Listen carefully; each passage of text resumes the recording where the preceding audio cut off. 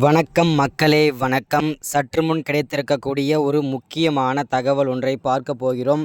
சற்று முன்பு முன்னாள் அமைச்சரான பொன்முடி வழக்கில் நடந்த சோகம் கதை முடிந்தது. என்ன நடந்தது? பொன்முடி வழக்கில் என்ன நடந்தது? மேல்முறையீட்டுக்காக சென்ற பொன்முடி அவருக்கு என்னாச்சு? நீதிபதி அவர்கள் என்ன தீர்ப்பு சொல்லியிருக்காங்க? இதனால் அவருடைய கதை எதனால் முடிஞ்சிருக்கு?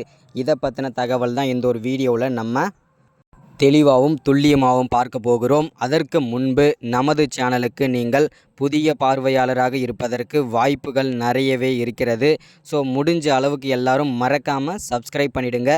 சப்ஸ்கிரைப் பண்ண உடனேயே பக்கத்திலே ஒரு பெல் பட்டன் வரும். அதை கிளிக் பண்ணி ஆல்ன்ற ஆப்ஷனில் போட்டு வச்சுக்கோங்க. தொடர்ந்து நம்ம வீடியோ போட்டோம்னா உங்களுக்கு நோட்டிஃபிகேஷன் வந்துடும். அதை பார்த்து நீங்கள் தெரிஞ்சுக்கலாம். இன்றைக்கி என்ன அரசியல் நியூஸ், இன்றைக்கி என்ன அரசியல் அப்டேட்டுன்றதை தெளிவாகவும் துல்லியமாகவும் தெரிஞ்சுக்கலாம். அது மட்டும் இல்லாமல் வீடியோ பார்க்குற ஒவ்வொருத்தரும் லைக் பண்ணுங்கள், ஷேர் பண்ணுங்கள். அது ரொம்ப ரொம்ப இம்பார்ட்டண்ட்டாக இருக்கும். அது மட்டும் இல்லாமல் எல்லாருக்கும் ஷேர் பண்ணுங்கள். ஓகே, வாங்க வீடியோக்குள்ளே போகலாம். சற்று முன்பு கிடைத்திருக்கக்கூடிய ஒரு முக்கியமான பரபரப்பான ஒரு சோகமான தகவல்னு கூட சொல்லலாம் திமுகவை பொறுத்த வரைக்கும். ஏன் அப்படின்னு பார்த்தீங்கன்னாக்கா, திமுகவை பொறுத்த வரைக்கும் கடந்த ஒரு 2-3 மாதங்களாகவே பார்த்திங்கன்னா பல்வேறு அமைச்சர்களை வந்து பார்த்திங்கன்னா பல்வேறு சர்ச்சைகளை சிக்கிட்டு வந்துட்டுருக்காங்க. அந்த வரிசையில் 2 வாரங்களுக்கு முன்பு முன்னாள் அமைச்சரான பொன்முடி பார்த்திங்கன்னா கைதானது எல்லாருக்குமே தெரிஞ்ச விஷயந்தான். அவர் பார்த்திங்கன்னா சென்னை அவருக்கு பார்த்திங்கன்னா பல்வேறு விதமான சொத்து குவிப்பு வழக்குகளையும் அது வருமானத்திற்கு அதிகமான சொத்து குவிப்பு வழக்குகளையும் தவறான முறையில் பண பரிவர்த்தனை செய்ததினாலையும் அவரை பார்த்திங்கனாக்கா அமலாக்கத்துறை அதிரடியாக கைது பண்ணி சென்னை உயர்நீதிமன்றத்தில் ஆஜர்படுத்தியிருந்தாங்க. அப்போது அவருக்கு பார்த்திங்கன்னா 3 ஆண்டுகள் சிறை தண்டனையும் அவருக்கும் அவரது மனைவிக்கும் 3 ஆண்டுகள் சிறை தண்டனையும் 50 லட்சம் ரூபாய் அபராத தொகையும் பார்த்திங்கன்னா 1 மாத தவணை கொடுத்துருந்தாங்க கட்டுறதுக்கு.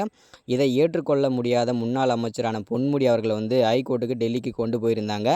அங்கே பார்த்திங்கனாக்கா நீதிபதி அவர்கள் நீங்கள் எதற்காக மேல்முறையீடு செய்ய வந்துள்ளீர்கள் அப்படின்னு கேட்டிருக்காங்க. கேட்கும்போது பொன்முடியோட பதில் பார்த்திங்கன்னா, எனக்கு உடல்நிலை சரியில்லாத காரணத்தினாலும் நான் ஒரு அப்பாவி, இதை பொய்யான புகார்ன்ற மாதிரி சொல்லியிருந்தார். அவர் குறிப்பிட்டிருந்தார். இது எல்லாம் விசாரித்து பார்க்கும்போது நீதிபதி அவர்கள் அதிரடியான ஒரு தீர்ப்பை கொடுத்துருக்காங்க. என்ன அப்படின்னா, நீங்கள் செய்த தவறுக்காக, நீங்கள் செய்த குற்றத்திற்காக வாழ்நாள் முழுவதுமே நீங்கள் சிறை தண்டனை தான் அனுபவிக்க வேண்டும் என்பது உறுதிப்படுத்தியிருக்காங்க. ஸோ அதனால் பார்த்திங்கன்னா கண்டிப்பாக நீங்கள் வாழ்நாள் முழுவதும் சிறை தண்டனை அனுபவித்தே ஆக வேண்டும். அது மட்டும் இல்லாமல் 50 லட்சம் ரூபாய் கண்டிப்பாக நீங்கள் அபராத தொகை கட்டியே ஆக வேண்டும். அதுவும் 1 மாதத்திற்குள் கட்டியே ஆக வேண்டும் என்பது அதிரடியாக நீதிபதி அவர்கள் உத்தரவு போட்டிருக்காங்க. ஸோ இதனால் பேரதிர்ச்சியில் முதல்வர் ஸ்டாலினும் இருக்கிறார். அது மட்டும் இல்லாமல் முன்னாள் அமைச்சரான பொன்முடி பார்த்திங்கன்னா பகீர்னு பார்த்திங்கன்னா அங்கேயே நீதிபதி அவர்களை அடிக்க பாய்ந்திருக்காங்க. இதனால் பார்த்திங்கன்னா திமுக தொண்டர்களும் அங்கே பார்த்திங்கன்னா பெரும் பூகம்பம் வெடிச்சிருக்கு. ஸோ அதனால் திமுகவின் முன்னாள் அமைச்சரான பொன்முடி அவர்கள் தற்போது புழல் சிறைக்கு செல்ல போகிறார் என்பது உறுதிப்படுத்தியிருக்காங்க. இதோட வீடியோட தொடர்ச்சியாக அடுத்தடுத்து பார்க்கலாம். மறக்காமல் சப்ஸ்கிரைப், லைக்